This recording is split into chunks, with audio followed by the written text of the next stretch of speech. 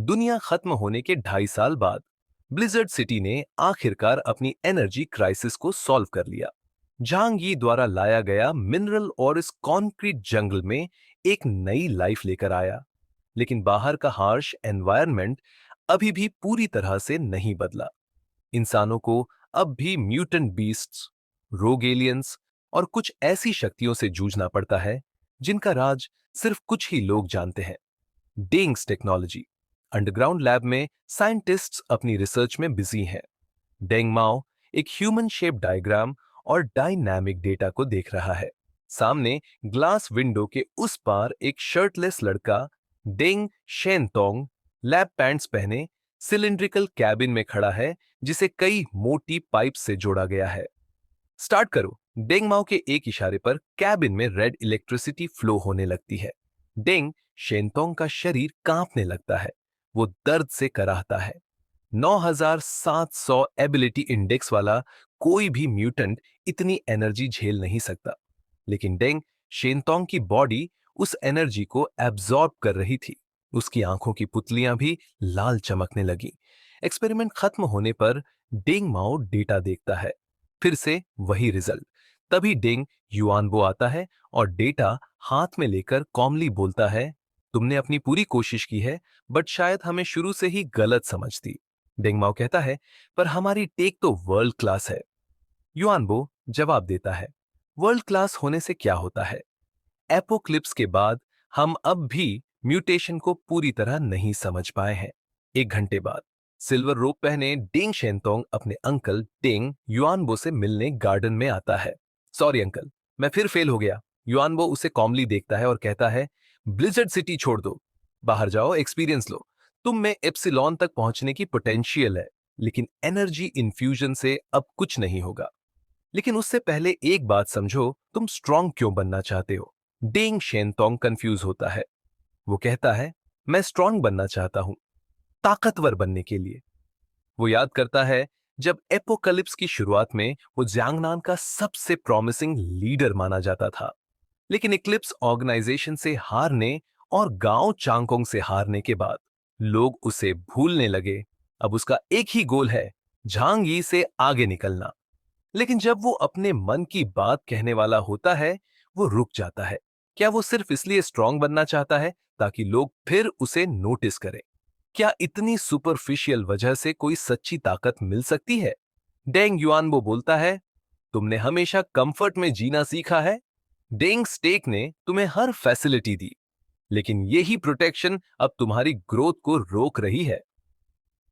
जब तक तुम्हारे पास कोई सहारा होगा, तुम खुद पर डिपेंड करना नहीं सीखोगे।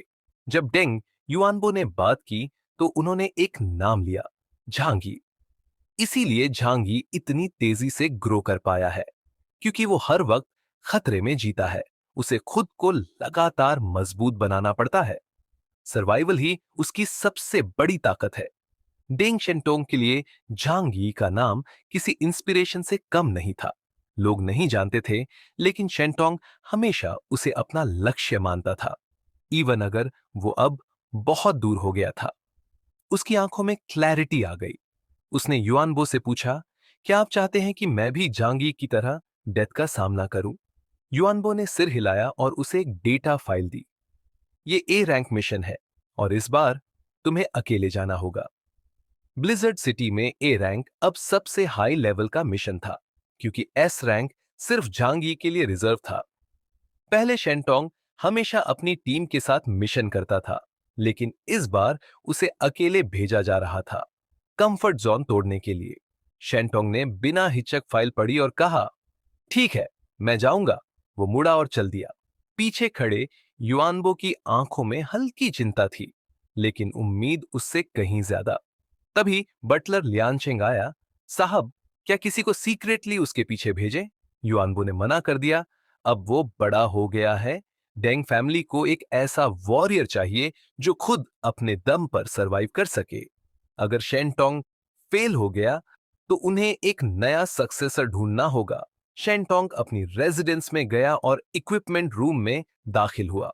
जैस्मिन, प्लान नंबर 7 एक्टिवेट करो। मैं अकेले मिशन पर जा रहा हूं। लाइट्स जली और फ्यूचरिस्टिक हथियार और गैजेट्स सामने आए। दोनों तरफ लग्जरी स्नोमोबाइल्स लाइन से खड़ी थीं। दीवारों पर गन्स, स्वॉर्ड्स और स्पेशल प्रॉप्स लगे थे। जैस्मिन की मीठी आवाज आई, मिशन के हिसाब से बेस्ड वेपन्स रेडी कर दिए गए हैं। तभी एक सिल्वर ग्रे स्नोमोबाइल उसके सामने आ खड़ी हुई। Snow wolf. शैंटोंग ने मशीन को थपथपाया और रोबोटिक आर्म ने उसे एक आर्म बैग पकड़ा दिया। रेशंस, दवाइयां और जरूरी गियर से भरा हुआ।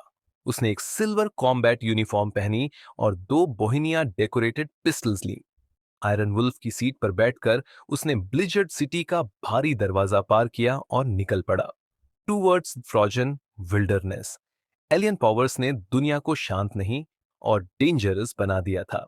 हर इंसान के अंदर छिपा एम्बिशन अब एक खतरा बन चुका था।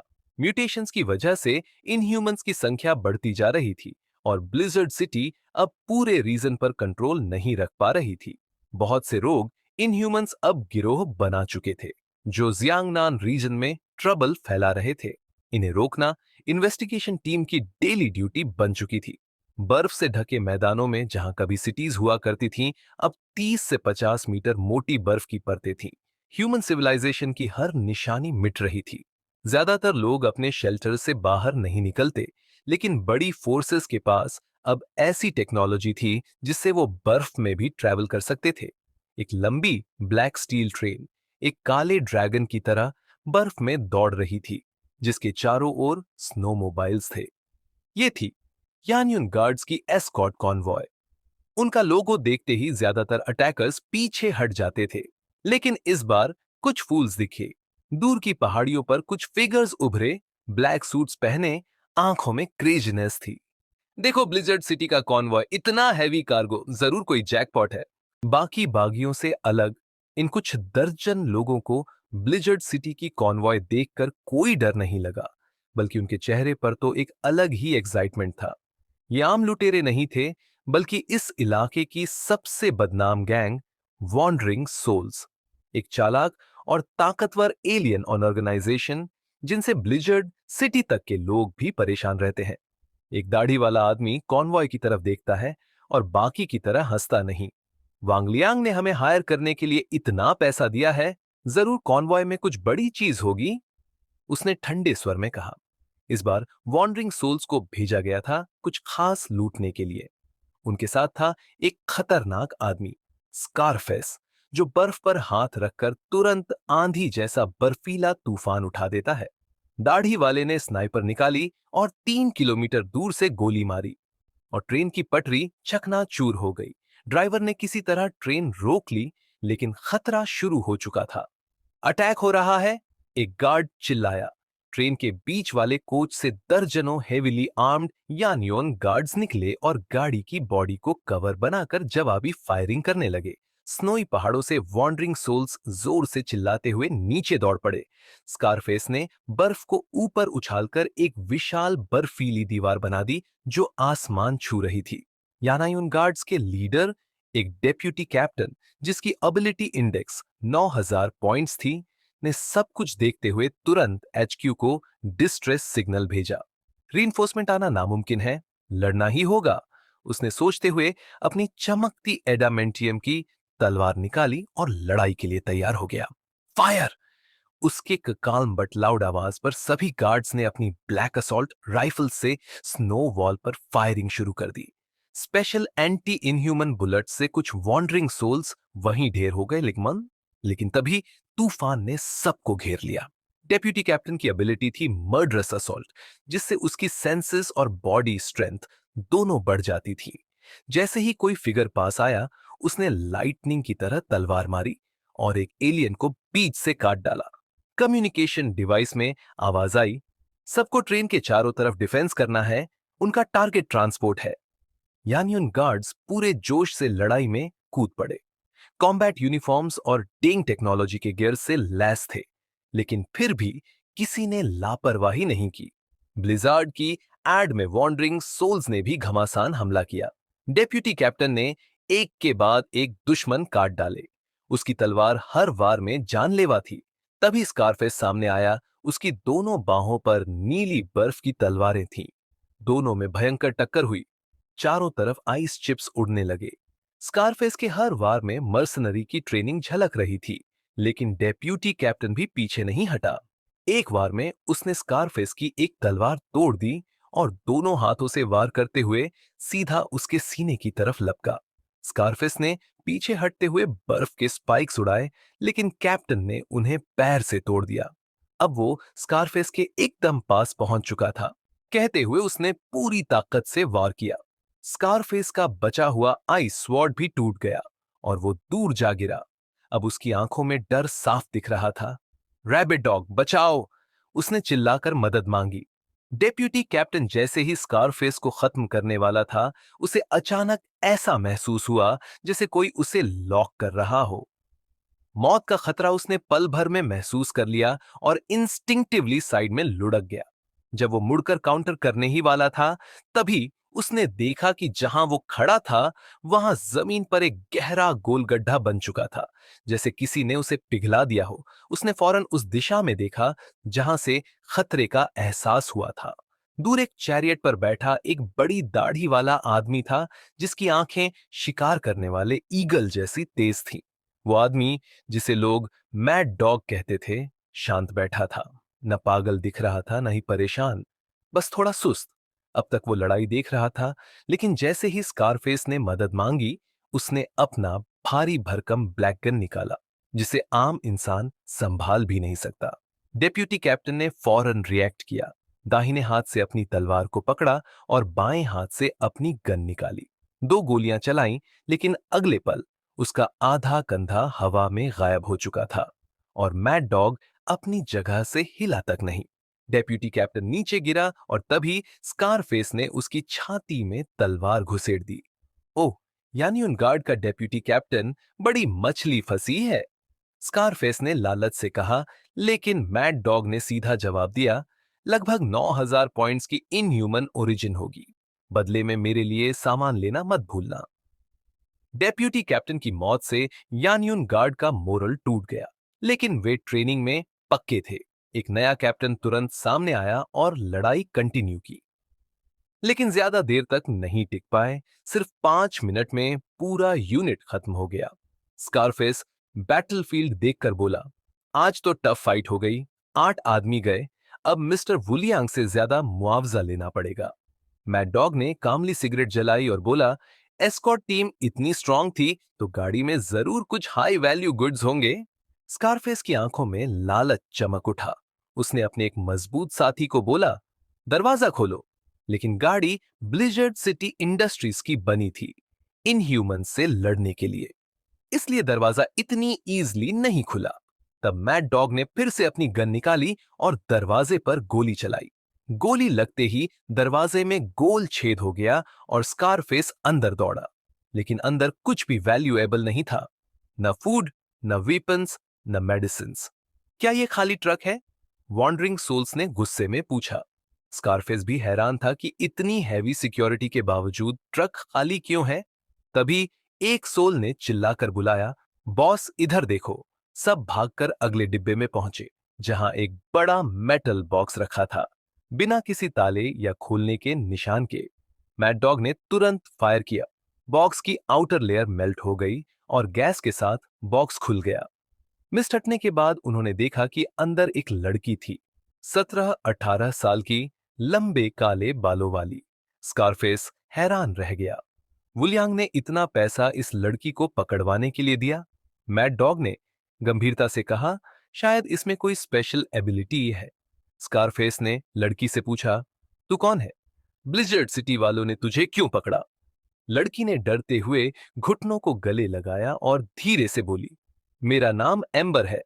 मुझे नहीं पता उन्होंने मुझे क्यों पकड़ा। एक बॉक्स के अंदर सहमी बैठी लड़की को देखकर वॉन्डरिंग सोल्स थोड़ी देर तक एक दूसरे को हैरानी से देखते रहे। इतनी मेहनत के बाद बस ये ही मिला, किसी ने झुंझलाकर कहा। एक पीले बालों वाला आदमी गंदे इरादों से मुस्कुराया, हाथ रगड़ते हुए बोला, बॉस, लड़की तो काफी सुंदर है, थोड़ा मजा ले लें क्या? स्कारफेस ने उसे घूरते हुए जवाब दिया, अगर ये वही है जिसे ढूंढ रहे हैं, तो इसकी कीमत तुझे अंदाजा भी नहीं। अगर तूने इसे नुकसान पहुंचाया, तो अपनी जान से भी कीमत नहीं चुका पाएगा। वो सुनते ही पीले बालों वाला आदमी डर के मारे पीछे हट गया। स्कारफेस ने बर्फ से एक ब्लेड बनाया और लड़की की गर्दन पर रख दिया, उसे जबरन ऊपर देखने को मजबूर किया। तू एलियन है क्या? लड़की कुछ बोलने ही वाली थी कि अचानक इंजन की तेज आवाज सुनाई दी। देखो, वो क्या है? स्कारफेस ने इशारा किया। तीन वॉन्डरिंग सोल्स तुरंत बाहर गए और दूर बर्फीले मैदान में देखना शुरू किया। एक सिल्वर ग्रे स्नो मोबाइल बर्फ के गुब्बार के बीच तेजी से उनकी ओर आ रही थी, जिस पर एक सिल्वर बालों वाला आदमी सवार था। एक सोल ने उसकी यूनिफॉर्म देखी और तुरंत डर गया। उसकी छाती पर तीन ब्लेड वाली गोल्डन तलवार का लोगो था। ब्लिजर्ड सिटी गॉड स्क्वाड, वह चिल्लाया। गॉड स्क्वाड यानी ब्लिजर्ड सिटी की सबसे पावरफुल टीम, जिनसे सारे डिसोबीडियंट्स डरते थे। ये वही टीम थी जो अकेले किसी शहर को साफ कर सकती थी। तीनों सोल्स ने बिना देर किए गोलियां चला दी, लेकिन उस सिल्वर बालों वाले शख्स डेंग शेंटोंग के चारों ओर व्हाइट लाइट की एक परत बन गई, जिससे सारी गोलियां टकराकर दूर गिर गई। स्कारफेस ने खिड़की से देखा और बोला, सिर्फ एक ही है, मार दो। उसका इक्विपमेंट काफी कीमती है। मैड डॉग ने धीरे से कहा, अगर वो ब्लिजर्ड सिटी की इन्वेस्टिगेशन टीम का कैप्टन निकला तो क्या तब भी मारेगा? स्कारफेस के चेहरे से रंग उड़ गया। क्या ये ट्रैप है क्या? चलो गाड़ी भगाओ, वो चिल्लाया। ट्रेन चालू की गई और वे भाग निकले। दूसरी तरफ डेंग शेंटोंग ने मरे हुए यानियुन गार्ड्स को देखा और रिपोर्ट दी, मैं यांगजियान गॉड स्क्वाड से। अनहुआ सिटी में अटैक हुआ है, 15 गार्ड्स मारे गए, ट्रेन हाईजैक हो गई है। हेडक्वार्टर से जवाब आया, वहां इंपॉर्टेंट आइटम्स हैं, रिकवर करो। उसने सलामी दी, जमीन पर जोर से पैर मारा और सब शवों को दफना दिया। फिर वो अपने स्नो आयरन वुल्फ पर चढ़ा और ट्रेन के पीछे भागा। ट्रेन की स्पीड 60 मील प्रति घंटा थी। उसकी स्नोमोबाइल ने जल्दी पकड़ लिया। ट्रेन के पीछे केबिन से कुछ सोल्स ने फिर फायरिंग की, लेकिन व्हाइट लाइट ने फिर उन्हें बचा लिया। एक एलियन ने स्टील का खंभा उखाड़कर उस पर फेंका। डेनकर ने अपनी गन से गोली मारी और वो स्टील बार हवा में ही टूट गया।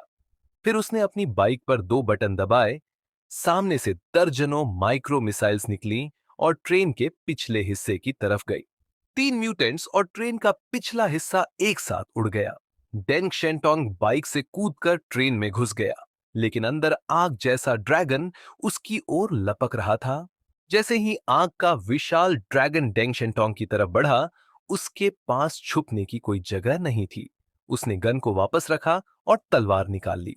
सफेद रोशनी उसके शरीर से चमकने लगी, हॉली बॉडी का ब्लेसिंग।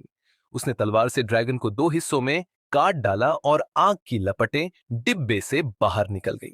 वो दुश्मन घबरा गया, लेकिन तुरंत उसके चेहरे पर क्रूरता आ गई। उसकी स्किन लाल होने लगी और उसने मुंह से जलती आग का गोला फेंका। पूरा डिब्बा तपिश से पिघलने लगा। डेंग शेंटोंग बिना किसी डर के सीधा आगे बढ़ता गया, लपटों में घुसा और अगले पल बाहर निकला। उसकी तलवार की नोक ने सीधे उस दुश्मन का सिर चीर दिया। उसने आगे देखा, करीब दर्जन भर वॉन्डरिंग सोल्स तैयार थे उसका सामना करने। डेंग ने सोचा, बी रैंक की इस मिशन में ऐसा क्या है जो इतना इंपॉर्टेंट है? पर वो ज्यादा देर नहीं सोचता, बस बोला, जल्दी निपटाते हैं। ताकत का विस्फोट हुआ और गाड़ी के बुलेट प्रूफ शीशे तक छटक गए। एक के बाद एक डिब्बा उसने पार किया। चारों ओर खून फैला हुआ था। तलवार से टपकता खून जमीन पर गिरते ही बर्फ बन जाता। आखिरी डिब्बे में स्कारफेस ने शॉटगन उसकी तरफ तानी। डेंग ने बस हल्के से कहा, तुम्हें लगता है ये मेरे लिए काम करेगा? ब्लिजार्ड सिटी के अलावा कोई भी हाई लेवल एलियन पर असर डाल सकने वाला हथियार नहीं रख सकता था, और स्कारफेस जैसे लोग तो सिर्फ आम हथियार ही चला सकते थे। स्कारफेस ने गन फेंकी और बोला, तो तू ही है डेंग शेंटोंग, देखता हूं कितना दम है तेरे अंदर। फिर उसने हाथ दीवार पर रखा और पूरा डिब्बा बर्फ के कांटों से भर गया, मगर डेंग के हॉली लाइट के सामने वो सब पिघलते गए। स्कारफेस चौंक गया। उसने कभी सोचा भी नहीं था कि कैप्टन लेवल और उसके बीच इतना फर्क होगा। वो भागा और डिब्बों को अलग करने की कोशिश करने लगा, पर उससे पहले ही डेंग की तलवार उसके सीने को चीर चुकी थी। स्कारफेस ने आखिरी बार कहा, तो ये है ब्लिजार्ड सिटी के कैप्टन की ताकत। डेंग ने तलवार खींची। खून बर्फ में बदल गया, लेकिन उसकी नजरें अब आगे थीं। वहां कोई और ज्यादा खतरनाक ताकत छुपी हुई थी। डेंग ने बिना वक्त गवाए अपना प्रीज ऑफ लाइट एक्टिवेट किया। पूरे ट्रेन में सिर्फ उजाला फैल गया। ये उसकी पावर थी, लाइट कंट्रोल, जो दुश्मन की विजन छीन सकती थी। मगर तभी एलॉय डोर के पीछे से कुछ तेज आता महसूस हुआ। एक गोली हवा चीरती हुई सीधे उसकी ओर आई। डेंग ने लाइटनिंग रिफ्लेक्सेस से बॉडी पीछे झुका ली और गोली उसके चेहरे को छूते छूते निकल गई, जैसे हवा में एक खाली रास्ता बना दिया हो। उसने तुरंत समझ लिया, कोई तेज दिमाग वाला दुश्मन था जो सिर्फ मौके की तलाश में छुपा था। डेंग शेंटोंग का शरीर फिर से नॉर्मल हो गया। वो फौरन डिब्बे के अंदर नहीं गया, बल्कि ऊपर की तरफ उछलकर सीधे ट्रेन की छत पर पहुंच गया। उसे समझ आ गया था कि सामने वाला कोई आम फाइटर नहीं, बल्कि एक खतरनाक ड्राइवर है, और डिब्बे जैसे टाइट स्पेस में लड़ाई करना दुश्मन के लिए फायदेमंद होता। इसलिए उसने ओपन एरिया चुना, ट्रेन की छत। दोनों के बीच एक डिब्बा था, लेकिन वो एक दूसरे की शैडो तक नहीं देख सकते थे। अंदर बैठे मैड डॉग की आंखें शून्य में घूर रही थीं। वो कुछ देख नहीं सकता था, फिर भी अपने पिस्टल में गोलियां भरता जा रहा था। कोने में एम्बर नाम की लड़की घुटनों में सिर छुपाकर बैठी थी, जैसे मौत और खून उसकी जिंदगी का हिस्सा हो। अचानक मैड डॉग ने ऊपर की ओर गन तानी और ट्रिगर दबा दिया। डेंग ने खतरे को फील किया और तेजी से पीछे हटा, मगर गोली ऐसे पीछा कर रही थी जैसे उसका लोकेशन लॉक कर लिया हो। उसने तलवार से ब्लॉक किया, मगर झटका इतना तेज था कि उसका हाथ कांप उठा। सिर्फ फिजिकल स्ट्रेंथ से इसे ब्लॉक करना मुश्किल है, डेंग ने सोचा। एक पल बाद उसकी तलवार से पावर निकलने लगी। उसकी सिल्वर हेयर हवा में उड़ने लगी। वो डिब्बा काटकर दुश्मन को बाहर खींचना चाहता था, मगर तभी सामने की विंडो से एक ब्लैक फिगर बाहर निकला और ट्रेन की छत पर उतर गया। प्रेस ऑफ लाइट, काफी टाइम बाद देखा ये एबिलिटी, उस मिड एज आदमी ने कहा, जिसकी आंखों में रोशनी नहीं थी, फिर भी वो सब कुछ सेंस कर पा रहा था। डेंग उसे देखकर चौंक गया। लुपैन, ब्लिजार्ड सिटी में कई एलियंस को मौका मिला, लेकिन कई लोग वहां से डिसोबीडियंस बनकर निकल भी गए। लुपैन कभी कैप्टन लेवल का ऑफिसर था। डेंग ने कुछ कहने की कोशिश की, मगर लुपैन ने बस कहा, क्यों नहीं हो सकता मैं? जिस दिन उस प्रिजन से निकला, जान गया था कि एक दिन तुझसे भिड़ना होगा। डेंग ने तलवार वापस रखी और ब्लैक पिस्टल निकाली। लुपैन हंसा, गन से ड्यूल करेगा? तू तो जानता है, गन यूज करना मैंने सिखाया है। डेंग ने ठंडे अंदाज में कहा, तभी तो गन से लड़ना तुम्हारे लिए मेरी आखिरी रिस्पेक्ट है।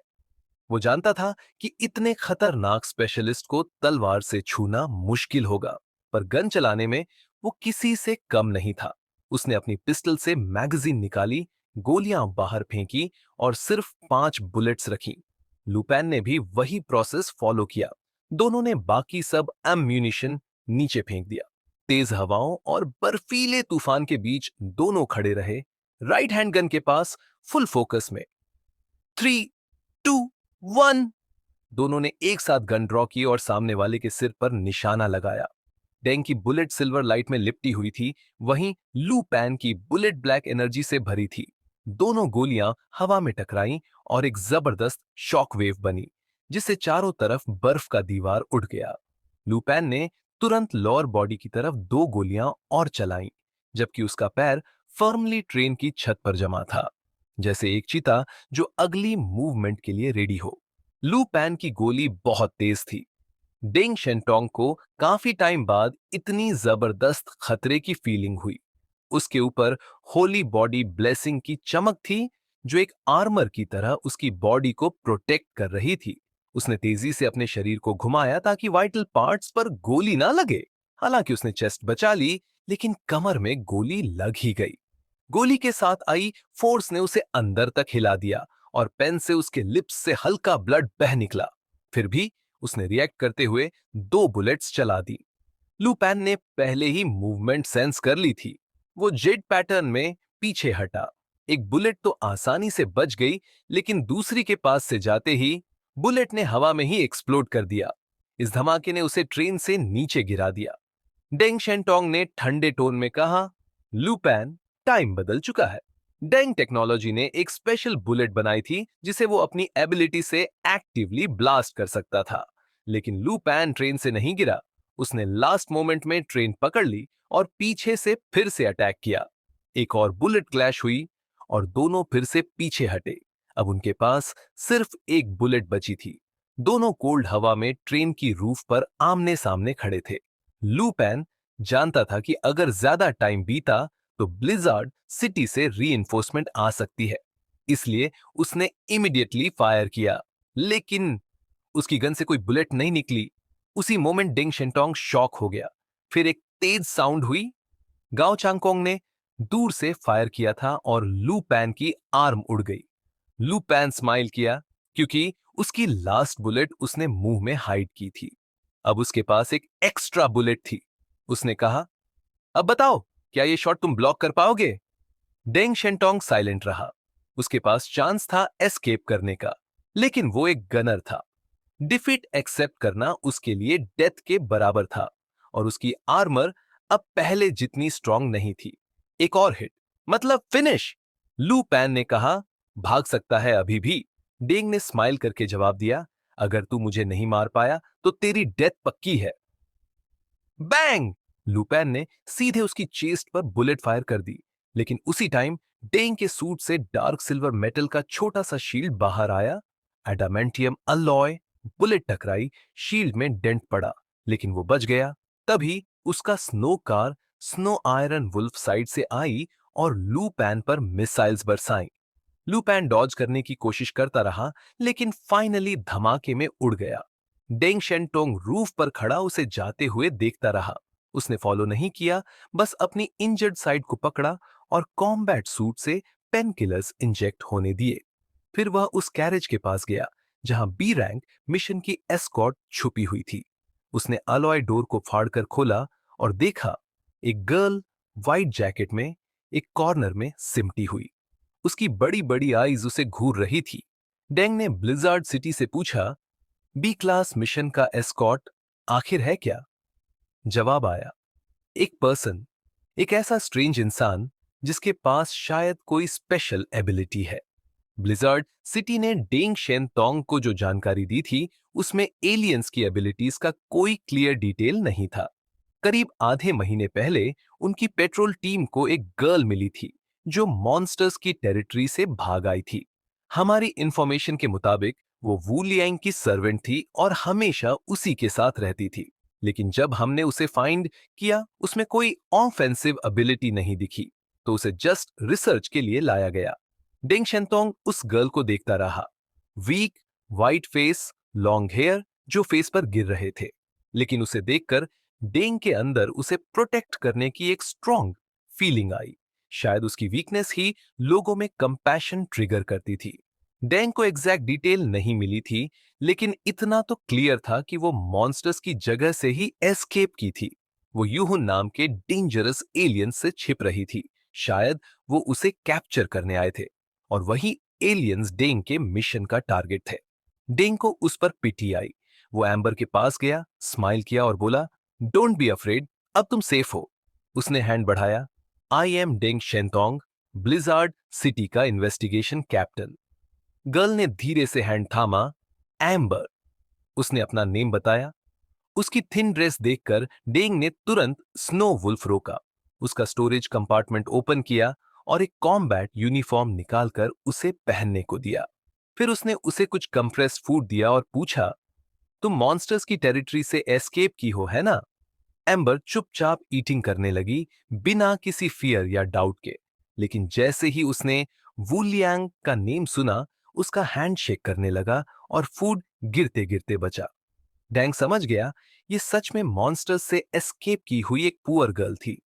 वुलियांग इस एरिया का मोस्ट पावरफुल लॉर्ड है, कैप्टन लेवल स्ट्रेंथ वाला डिसऑबिडियंट। ब्लिजार्ड सिटी भी उससे सीधे क्लैश करने से बचती है, क्योंकि हुआशू किंगडम बहुत वास्ट है और सिर्फ ब्लिजार्ड सिटी सब जगह कंट्रोल नहीं कर सकती।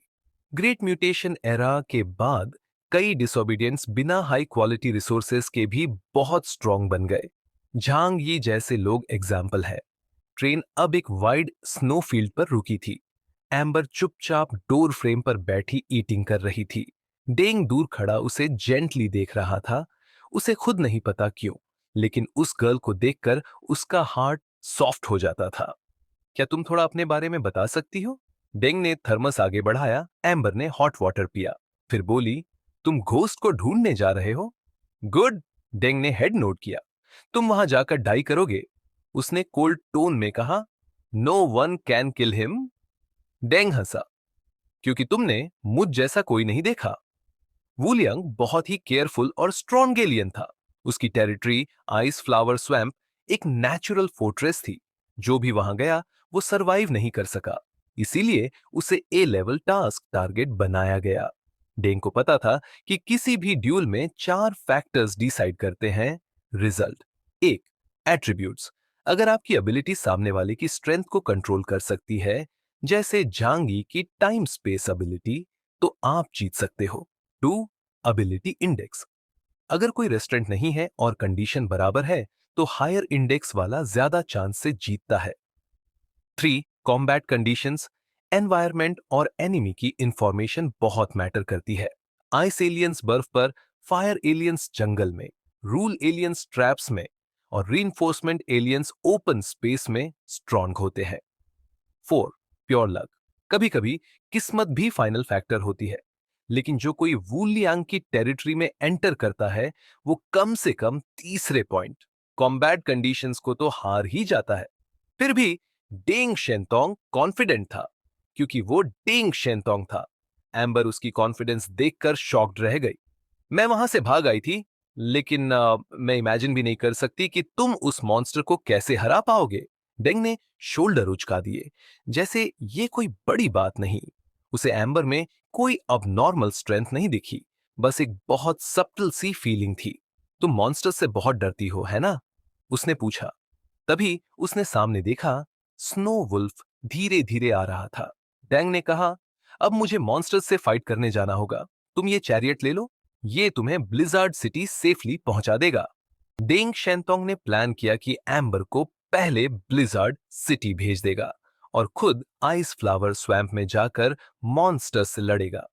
लेकिन तभी एम्बर ने उसकी ओर देखा और ठंडी आवाज में कहा, मैं तुम्हें वहां ले जा सकती हूं। डेंग थोड़ा चौंका। क्या तुम डरती नहीं हो? डर क्यों? एम्बर ने शांति से कहा, कोई मुझे हर्ट नहीं कर सकता। फिर वह मीठा मुस्कुराई। उसकी स्माइल धूप जैसी वार्म थी, जो सीधे डेंग के दिल को छू गई। खाना खत्म होने पर डेंग ने उसे स्नो वुल्फ की पिछली सीट पर बिठाया, हेलमेट पहनाया और बोला, टाइट पकड़ना, हवा और बर्फ बहुत तेज है।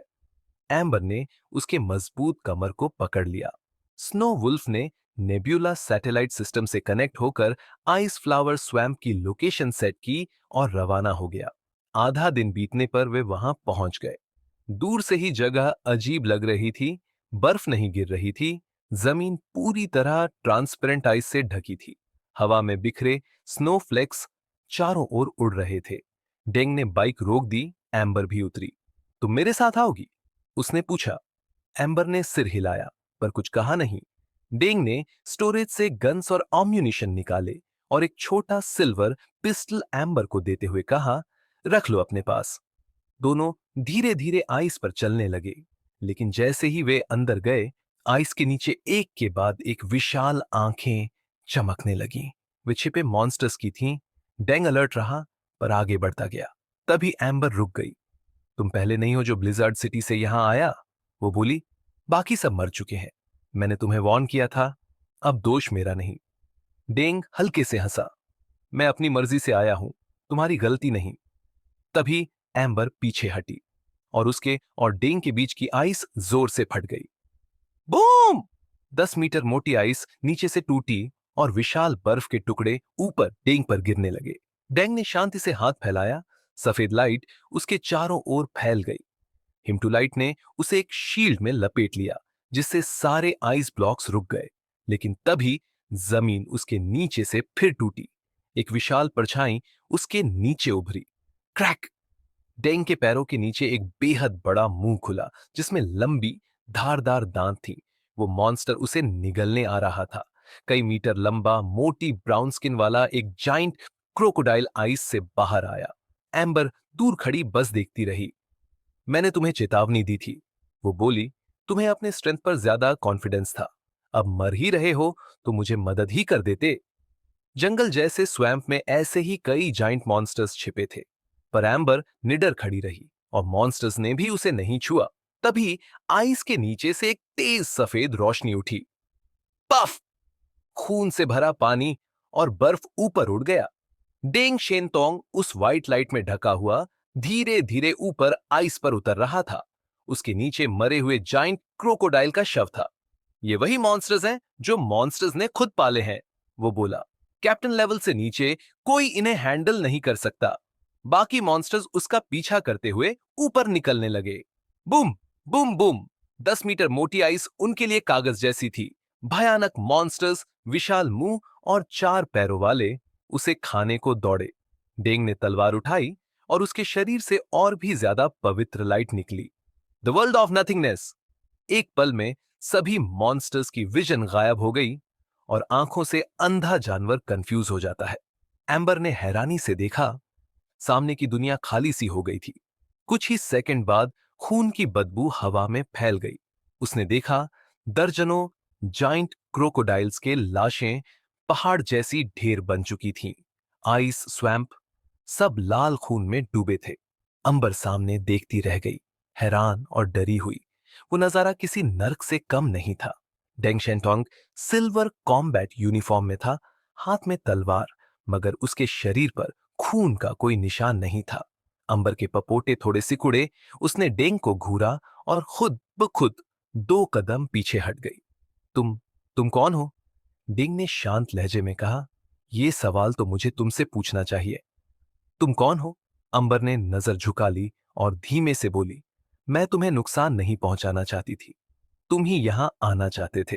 डेंग बोला, मैं जानता हूं, इसलिए मैं तुम्हें ब्लेम नहीं करता, लेकिन तुम थोड़ी अजीब हो। उसने अंबर को ऊपर से नीचे तक देखा। अब मुझे अंदाजा हो गया है तुम्हारी एबिलिटी क्या है। जब मैंने तुम्हें पहली बार देखा तभी कुछ अलग सा महसूस हुआ, जैसे कोई अजनबी भी अपना लगे। 2 साल पहले जो हादसा हुआ, उसके बाद मैं हर किसी से सतर्क रहने लगा, मगर तुमने मेरा गार्ड तोड़ दिया। और यह भी अजीब है कि इतनी कमजोर दिखने वाली लड़की को वॉन्डरिंग स्पिरिट्स ने टच तक नहीं किया। अंबर ने चुपचाप मुठ्ठियां भींच ली, लेकिन कुछ नहीं बोली। दरअसल वो भागी नहीं, क्योंकि पहला, भागने से कोई फायदा नहीं था, और दूसरा, उसे डेंग से डर नहीं लगा। डेंग बोला, पहले सोचा कि शायद उन वॉन्डरिंग स्पिरिट्स को तुम्हारी कोई वैल्यू दिखी हो, लेकिन जब देखा कि ये बड़ी मगरमच्छ जैसे क्रिएचर्स भी तुम्हें अवॉइड कर रहे हैं, तब समझ आया तुम्हारी एबिलिटी ये है कि तुम दूसरों की सिंपैथी या अफेक्शन हासिल कर लेती हो, ताकि कोई भी, इंसान हो या बीस्ट, तुम्हारे खिलाफ हॉस्टाइल ना हो। राइट? अंबर का चेहरा और ज्यादा सफेद पड़ गया।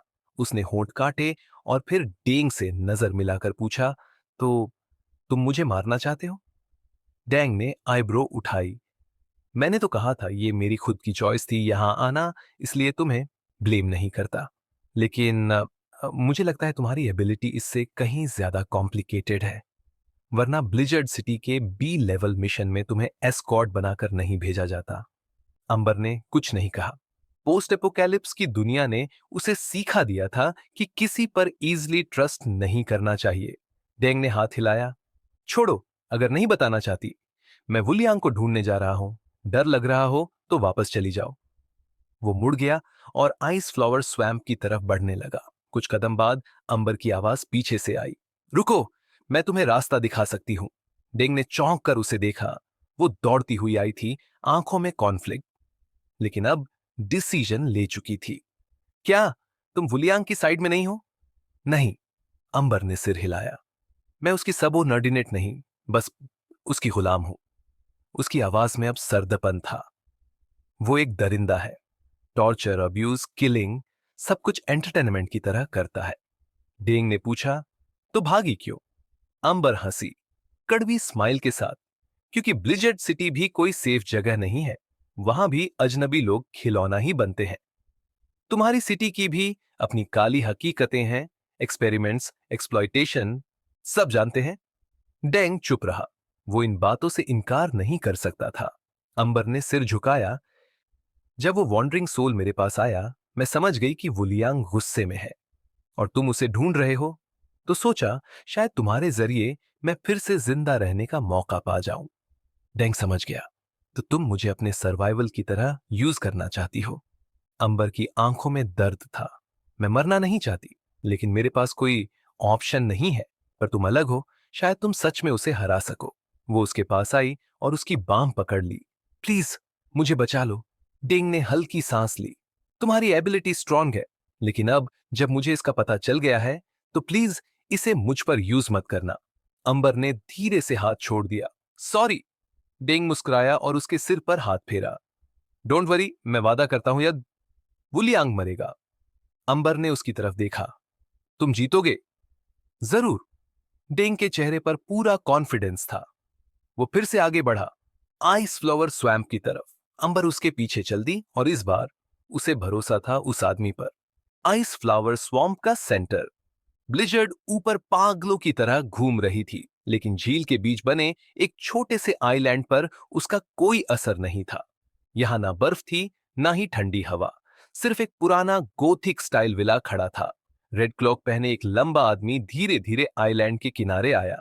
उसकी हाइट 1.9 मीटर से ज्यादा थी। लाल बाल ब्लड से सजे हुए और पीछे दो वेटर्स थे, जिनके फेस पर हाफ स्कल मास्क थे।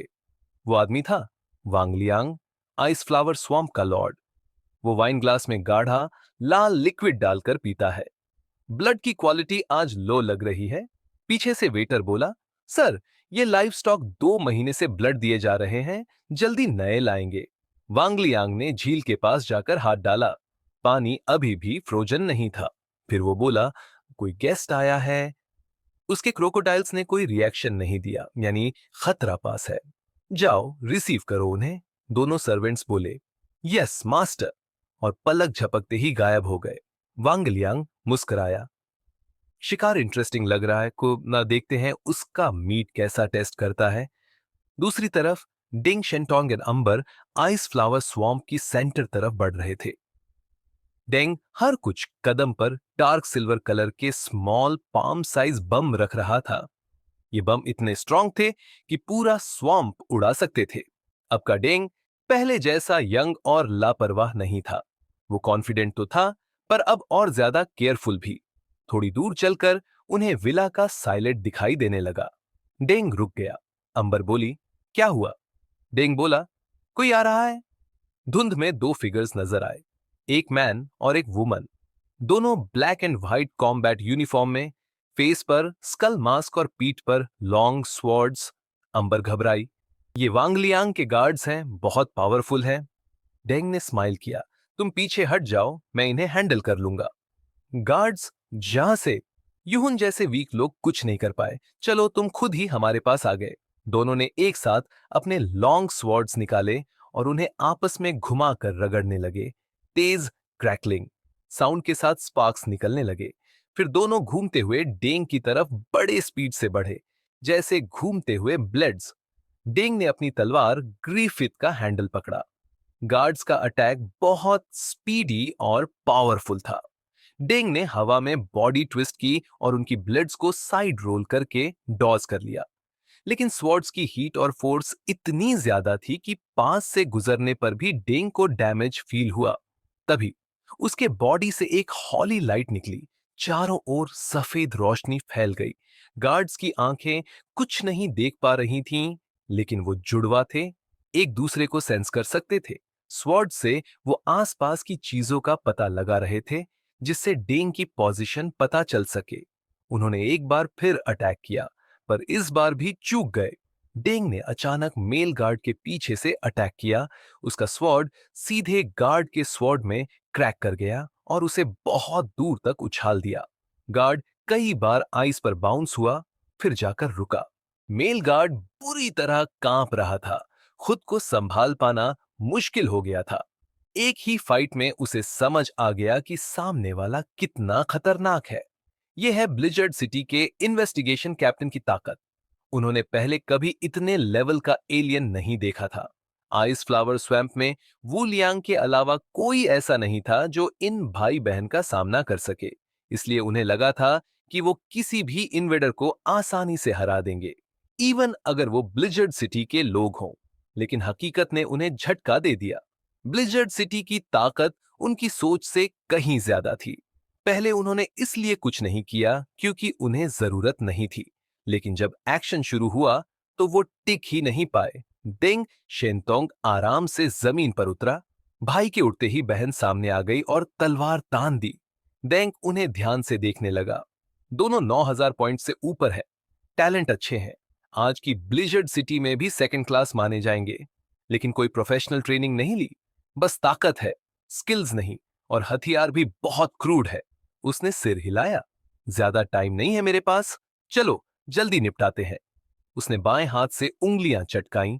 पॉप की आवाज गूंजी। उसकी बातों से गार्ड भाई बहन भड़क गए। हमें कम मत समझो। तभी उनके शरीरों में तेज बदलाव आने लगे।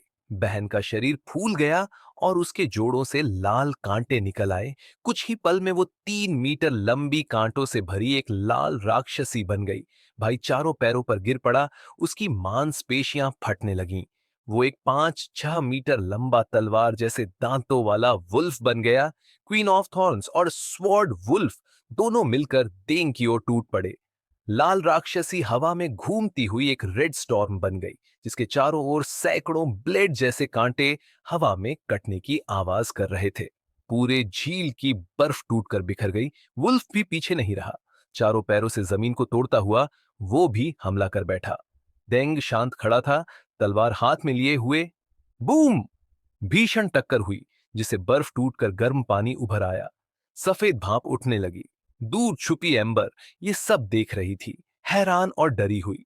दोनों राक्षस जमीन पर गिरे पड़े थे। एक दूसरे के दांत और कांटे उनके शरीरों में धंसे हुए थे। मरते मरते उनकी आंखें साफ हो गईं। आखिर ऐसा क्यों हुआ? डेंग शांति से बोला। तुम नहीं समझे, इन्वेस्टिगेशन कैप्टन का मतलब क्या होता है। ऐसे ताकतवर लोग दुनिया में बहुत कम हैं, और उनके सामने तुम जैसे लोग कुछ भी नहीं। डेंग की एबिलिटी सिर्फ आंखों की रोशनी छीनना नहीं थी। उसकी ग्रेट सुमेरु इल्यूजन से पांचों इंद्रियां भ्रम में पड़ जाती थीं। कोई भी एलियन अगर तैयार न हो तो इसका शिकार बन सकता था। डेंग ने वुलियांग के दोनों गार्ड्स को मार दिया, फिर तलवार म्यान में डाल दी और एम्बर की ओर देखा। चलो अब असली झंझट का सामना करना है। एम्बर का दिल तेज धड़क रहा था, बट डेंग की नरमी और ताकत ने उसके डर को थोड़ा शांत कर दिया। शायद ये इंसान वाकई मुझे बचा सकता है। उसने होंठ काटे और डेंग के पीछे पीछे चल पड़ी। बर्फ से ढका स्वैम्प पार करते हुए वो एक वीरान आइलैंड पर पहुंचे। वहां का कैसल एक मरे हुए शहर की तरह लग रहा था। डेंग ने टैक्टिकल आईपीस ऑन किया। आइलैंड पर 30 से ज्यादा हीट सिग्नल्स मिले।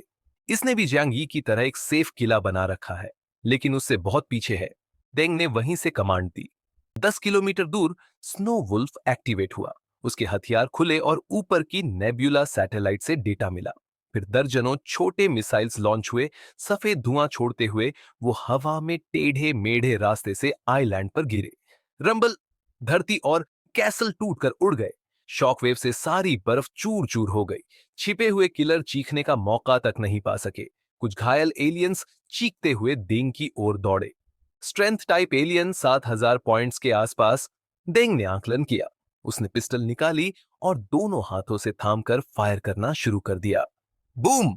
डेंग शेनतोंग की गन स्किल्स झांग यी से बिल्कुल अलग थी। झांग यी की एबिलिटी प्रिसिशन शूटिंग एक स्पेशल पावर थी जो ऑटोमेटिकली टारगेट लॉक कर लेती थी। इसलिए उसे स्नाइपर चलाने में किसी खास टेक्निक की जरूरत नहीं थी। इवन हैवी स्नाइपर से वो बिना रुके फायर कर सकता था। लेकिन डेंग शेनतोंग की कहानी अलग थी। उसका निशाना पूरी तरह से हथियार की परफॉर्मेंस और खुद की सालों की प्रैक्टिस पर बेस्ट था। भले ही उसकी फायरिंग स्पीड धीमी थी, लेकिन उसका इम्पैक्ट जबरदस्त था। ओरिजिन बुलेट ने आसपास के लो लेवल म्यूटेंट्स को बड़ी आसानी से भेद दिया और आइसोलेटेड आइलैंड के एज पर ही ढेर कर दिया। उसने पिस्टल नीचे रखा और सामने उस कैसल को देखा जो अब रूइंस में बदल चुका था। यह हाल हो चुका है, फिर भी वो घोस्ट्स बाहर नहीं आ रहे। उसने गर्दन मरोड़ी और थकान से बोला, अगर अब भी बाहर नहीं आए तो क्रूज मिसाइल से उड़ाऊंगा इस जगह को। तभी धुएं और मलबे के बीच से एक लंबा आदमी निकला। स्लिक बैक बालों से खून टपक रहा था और भारी क्लोक पहने हुए था। वो था आइस फ्लावर स्वैम्प का लॉर्ड वांग लियांग। अपना पूरा टेरिटरी तबाह होता देख उसकी नजर डेंग पर झर से भरी थी। ब्लिजर्ड सिटी का इन्वेस्टिगेशन कैप्टन बस इसी तरह हमला करता है। मुझे लगा था तुम ज्यादा स्ट्रांग हो। उसने तंज कसा। फिर उसकी नजर एम्बर पर पड़ी और बस एक नजर में एम्बर की बॉडी थरथराने लगी। मेरी नौटी बिल्ली, तुम दुश्मन को यहां ले आई। डेंग शेनतोंग धीरे धीरे एम्बर के सामने आ खड़ा हुआ। रिलैक्स, उसने कहा। क्रूज मिसाइल जॉक था, लेकिन ब्लिजर्ड सिटी का इन्वेस्टिगेशन कैप्टन खुद आया है। यह मिसाइल से कहीं ज्यादा डेंजरस है। वांग लियांग जोर से हंसा। कैप्टन, ऑलरेडी 2 इन्वेस्टिगेशन कैप्टन मार चुका हूं, तुम तीसरे होगे। ब्लिजर्ड सिटी के कई सर्वे टीम्स समय के साथ खत्म हो चुके थे। डेंग शेनतोंग मुस्कुराया। अफसोस, तब तुम मुझसे नहीं मिले, वरना खुद मिट गए होते। उसने स्वॉर्ड निकाली और वांगलियांग की तरफ पॉइंट की। ये ए लेवल मिशन था, ऑलमोस्ट सबसे हाईएस्ट लेवल। डेंग को पता था कि उसे पूरे जोर से लड़ना होगा, कोई मर्सी नहीं।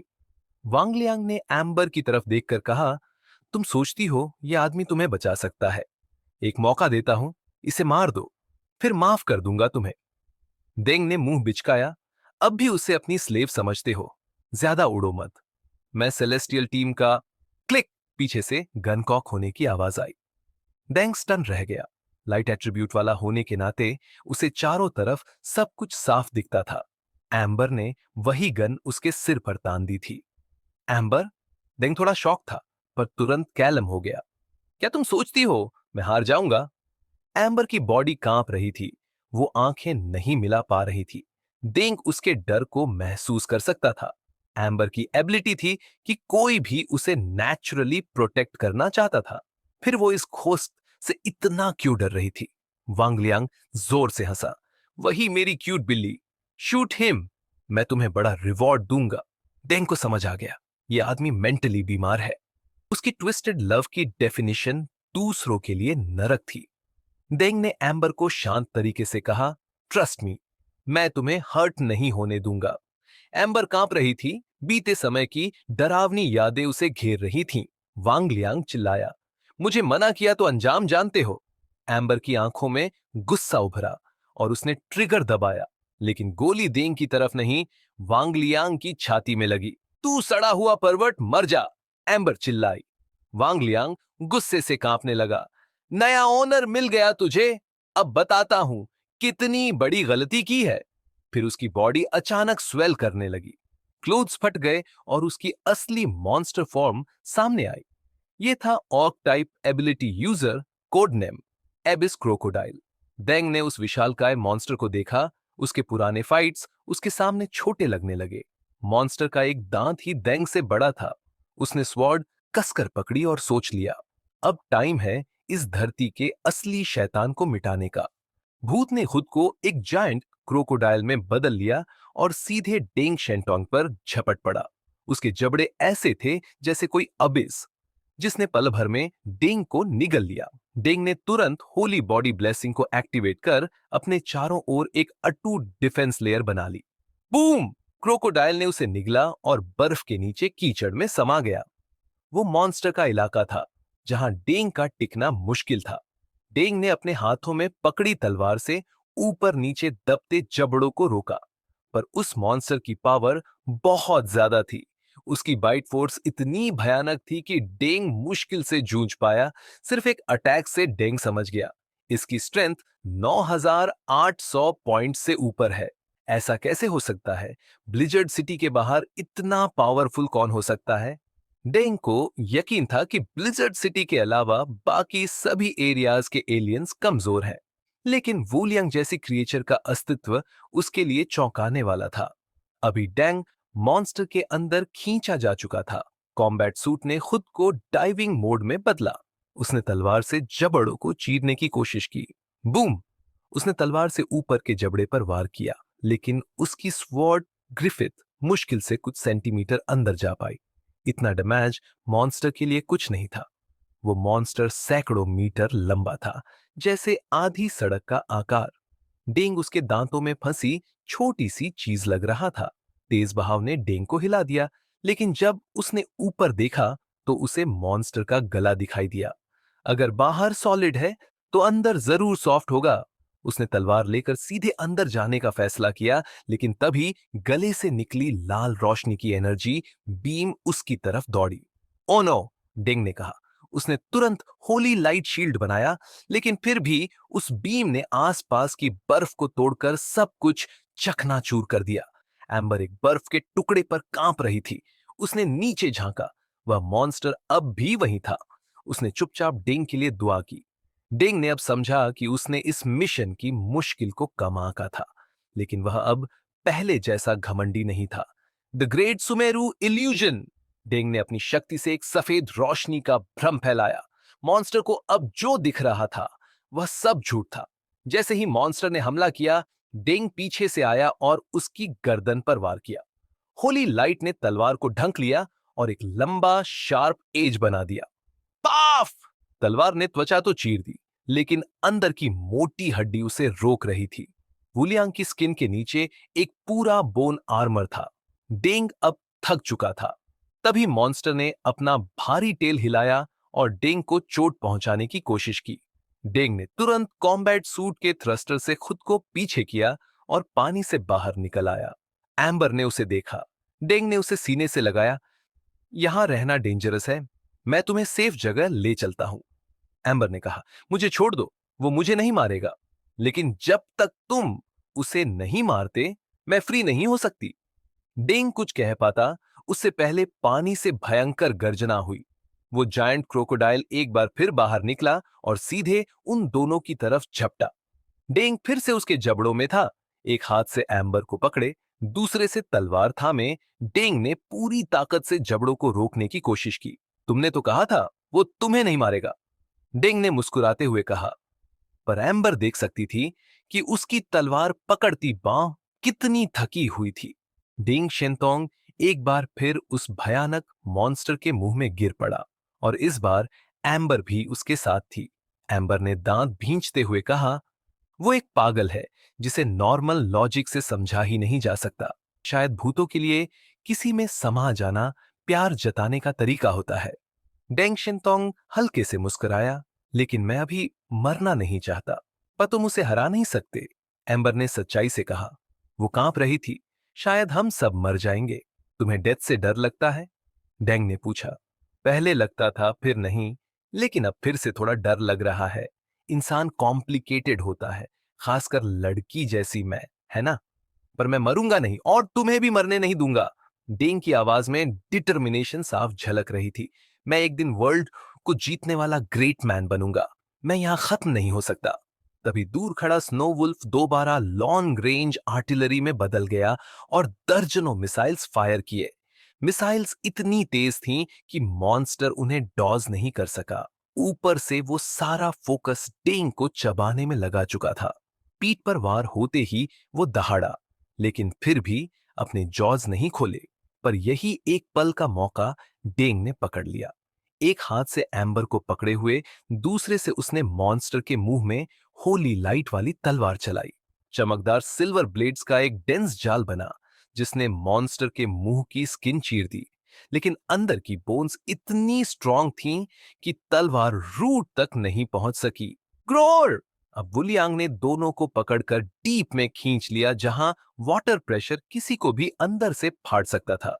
डेंग फिर भी हार नहीं मान रहा था, पर उसकी स्ट्रेंथ कम पड़ रही थी। उसकी आइज में फटीग झलकने लगी। उसे याद आया, डेंग युआनबो ने एक बार कहा था, प्रॉब्लम ये नहीं कि तुम्हारे पास पावर नहीं है, बल्कि ये कि तुम्हारे अंदर फाइट करने का पर्पज नहीं है। तुम्हें समझना होगा कि तुम क्या चाहते हो, नहीं तो कभी उस लेवल पर नहीं पहुंच पाओगे। आखिर मैं चाहता क्या हूं? डेंग सोच में पड़ गया। शायद उसकी लाइफ इतनी इजी थी कि उसे कभी किसी चीज की डिजायर ही नहीं रही। दुनिया के लिए जो ग्लोरी वो कमाता, वो कभी कभी उसे एम्प्टीनेस में छोड़ जाती। पर अब मैं नहीं मरना चाहता। उसकी आइज में फिर से जान आ गई। जिंदा रहकर ही मैं सब समझ पाऊंगा। एम्बर को अपनी बाहों में देख उसने प्रोटेक्ट करने का स्ट्रॉन्ग अर्ज महसूस किया। वो दीवानों की तरह एक डायरेक्शन में अटैक करने लगा। तभी मॉन्स्टर की गूंजती वॉइस आई, मेरा मुंह एक क्लॉस्ट्रोफोबिक केज है, यहां से कोई नहीं निकल सकता। चारों तरफ से प्रेशर आने लगा, जैसे किसी लिविंग ह्यूमन को स्लोली क्रश किया जा रहा हो। डेंग की बॉडी सूट चटकने लगी और बोन्स टूटने जैसी साउंड आई। एम्बर की कंडीशन और भी खराब थी। डेंग के हार्ट में एक अजीब सा पेन उठा। मैं इसे डाई नहीं होने दूंगा। उसी वक्त एम्बर ने वीक वॉइस में कहा, डोंट डाई, लिव। और फिर उसने कुछ ऐसा किया जो डेंग सोच भी नहीं सकता था। उसने उसे किस कर लिया।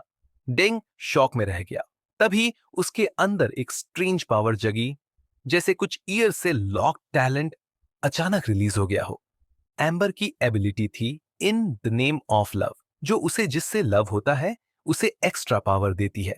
पहले यही पावर मॉन्स्टर ने छीन कर यूज की, जिससे वो आइस फ्लावर स्वैम का मास्टर बना। अब वही स्ट्रेंथ डेंग को मिल चुकी थी। डैंग की ताकत अचानक बूस्ट हो गई और जैसे ही मॉन्स्टर ने उन्हें और दबाना चाहा, एक ब्राइट व्हाइट लाइट फूटी और क्लिक क्लिक की साउंड के साथ जॉर्ज खुल गया।